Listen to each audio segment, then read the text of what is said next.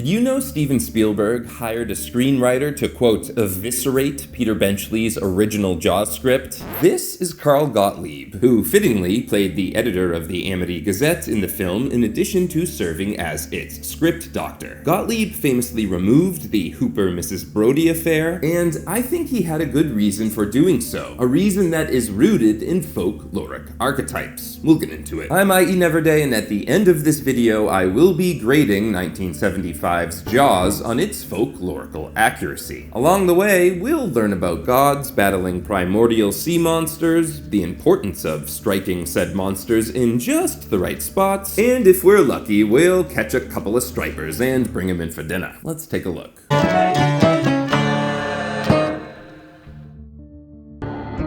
The beauty of Jaws as a story is in the complex nature of the heroes. It's this trio of Primal Man, Quint, Intellectual Man, Hooper, and Everyman, Brody. One of them working alone couldn't kill the shark, but the three of them working together could. I didn't write that. That was Carl Gottlieb in a 2012 interview, basically doing my job for me. Thanks. To recap, Gottlieb interprets Quint, the shark hunter, Hooper, the marine biologist, and Brody, the aquaphobic chief of police, as iterations of three archetypal figures, the primal, intellectual, and everyman, respectively, which in Freudian theory correspond to the id, superego, and ego. Robert Shaw's Quint is all id. He relies on instinct first and foremost, he's aggressive, impulsive, whereas Richard Dreyfuss's Hooper embodies the superego. He's analytical, his actions dictated by his education, or internalized rules. That leaves Roy Scheider's Brody, of course, as the ego, which results from the superego keeping the id in check. It's a melding of the brains and the brawn, if you will. And if you think about Brody, he doesn't have a lot of brains or brawn. Not only is Brody less knowledgeable about their shared enemy than Hooper and less courageous in the face of that enemy than Quint, he's also less knowledgeable than Quint and less courageous than Hooper. Remember, Quint is a shark expert in his own right. Hooper willingly climbs into a cage. Cage goes in the water, you go in the water, shark's in the water.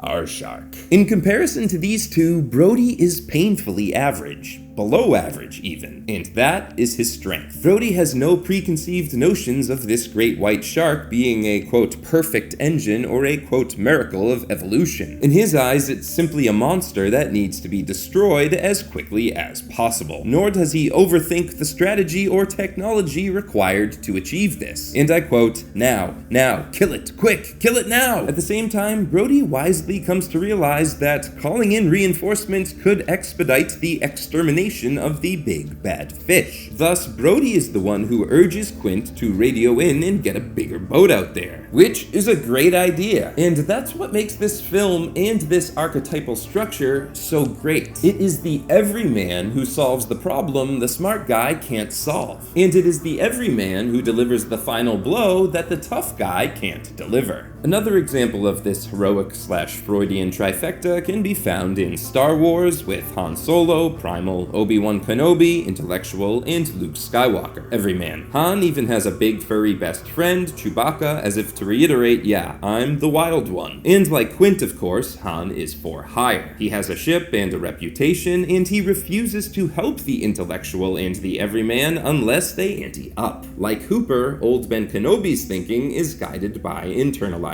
knowledge. Granted, that knowledge pertains to a mystical force rather than oceanography and marine biology. And Luke, don't even get me started on that moisture farm boy. It's like George Lucas saw Jaws and thought, what if Brody, the everyman, was even more of a loser and lived on a desert planet with twin suns? Space opera setting aside, A New Hope has the same third act climax as Jaws. It's the same. The everyman, who has been thrust into a different realm, be it outer space or out at sea, fires the perfect shot, some might say an impossible shot, thereby causing the big scary thing that had been killing everyone to explode. You can find examples of this same archetypal trio across dozens, if not hundreds of stories and storytelling traditions. In The Lord of the Rings, Gimli, the cave-dwelling axe-swinging dwarf, takes on the Primal Man mantle. Legolas, the castle-dwelling archer elf, represents the intellectual man, while the wandering Aragorn, aka Strider, is the everyman destined for greatness. In the matter of Britain, there's the sinful warrior Lancelot as the Primal Man, the wizard/dream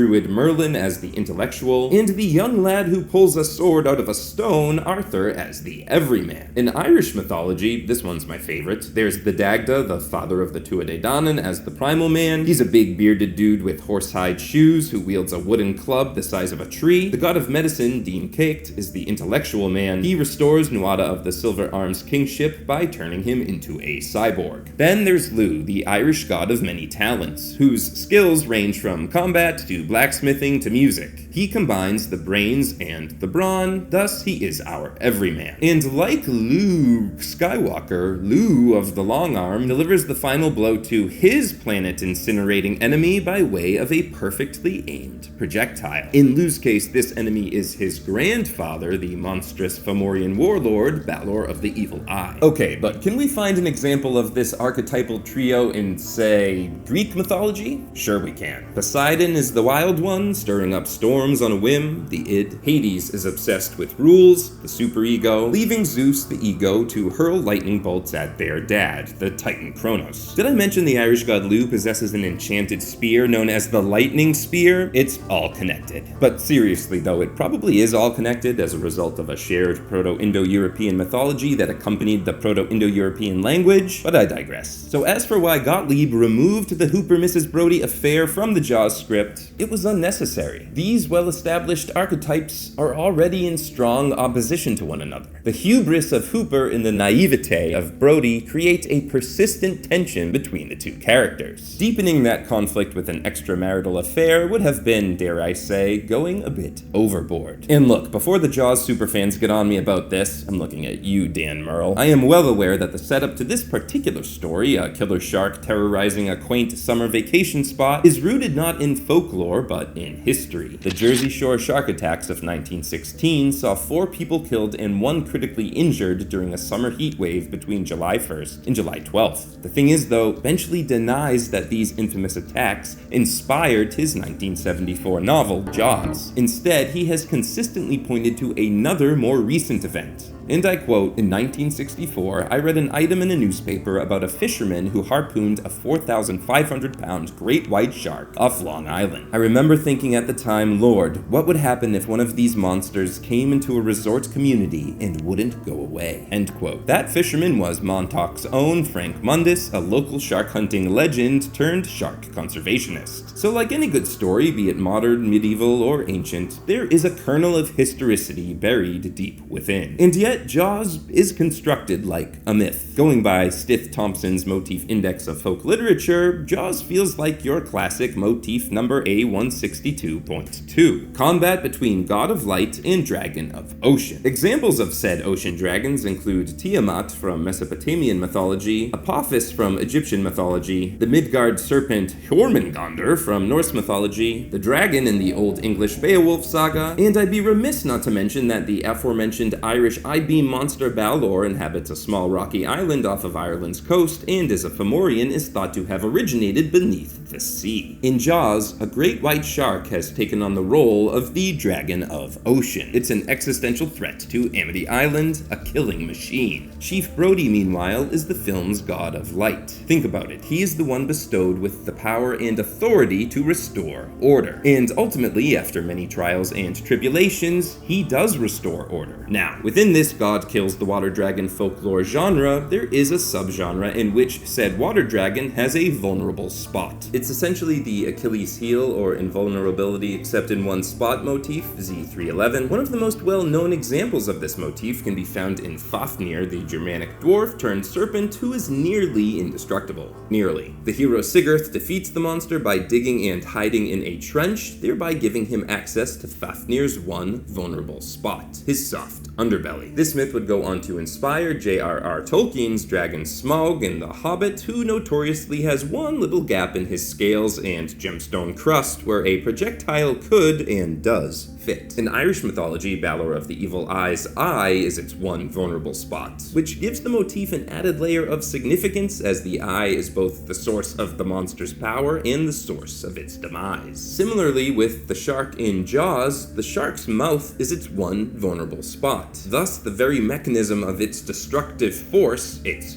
Jaws, becomes the source of its destruction. I'm also tempted to draw a comparison here between the shark in Jaws and the aquatic multi-headed monster, the Hydra of Greco-Roman mythology. Does the Jaws shark have multiple heads? No. Well, I mean, behind the scenes, no, that's cheating. Can the Jaws shark exponentially regenerate its severed heads? No, that's not what I'm... Do the heroes who defeat the Jaws shark use a sequential strategy to gradually weaken the monster, thus overcoming its seeming invincibility through logic and persistence? That's it. For his second of 12 labors, Heracles, aka Hercules, famously defeats the Hydra by having his sidekick, Iolaus, cauterize the wounds made by each successive head-lopping strike, thus preventing the monster from sprouting 2 new heads in place of each one that Heracles removes. In Jaws, we have the barrels. Brody, I don't believe it. 2 barrels and he's going down again? Quint, I tell you, he can't with 3 barrels on him. Not with 3, he can't. The barrels, delivered sequentially, give us a visual scoreboard of sorts. The more harpoons and barrels the crew of the Orca deploy, the more likely it becomes that they'll succeed. Similarly, the more Hydra heads and cauterized neck stumps that Heracles and Iolaus tally up, the more likely it becomes that they'll succeed. What's more, both victories require technology and a reliance on scientific principles. Positive buoyancy in Jaws, tissue cauterization in the labors of Heracles. Am I reaching? Of course I'm reaching. That's what I do here. Okay, speed round. Yes, Quint is in part a Captain Ahab-like figure. In Herman Melville's 1851 novel, Moby-Dick, an albino sperm whale disfigured Ahab on an earlier expedition, thus the one-legged captain dedicates his life to hunting the white whale. Similarly, Quint's backstory, as revealed in his famed USS Indianapolis speech, involves injury and the loss of friends at the jaws of sharks. Thus, he dedicates his life to hunting them. Of course, as many of you likely already know, Moby-Dick in turn was based on a historical whale attack. In 1820, the whaling ship Essex was attacked and sunk by a huge sperm whale in the Pacific. There's a book about it, and a movie, both titled In the Heart of the Sea. The ship had sailed out of Nantucket, which is the island next to Martha's Vineyard, where Jaws was filmed. Speaking of Martha's Vineyard, when Quint sings the Spanish Ladies song, he doesn't sing that they've received orders for to sail back to Old England, as per the original, which is what Robert Shaw himself sang some 18 years earlier when he performed the song in the 1957 television series The Buccaneers. No, in Jaws, he switches the lyrics to Boston, which implies he is singing a Yankee Whalerman variation of the sea shanty. A variation that includes the chorus, "We'll rant and we'll roar like true Yankee whalermen. We'll rant and we'll roar on deck and below, until we sight gay head off old Martha's Vineyard." Thus, even the folk song in Jaws is accurate to the film's fictional location and history, if that makes sense. For its folklorical accuracy grade, I'm giving Jaws an A+.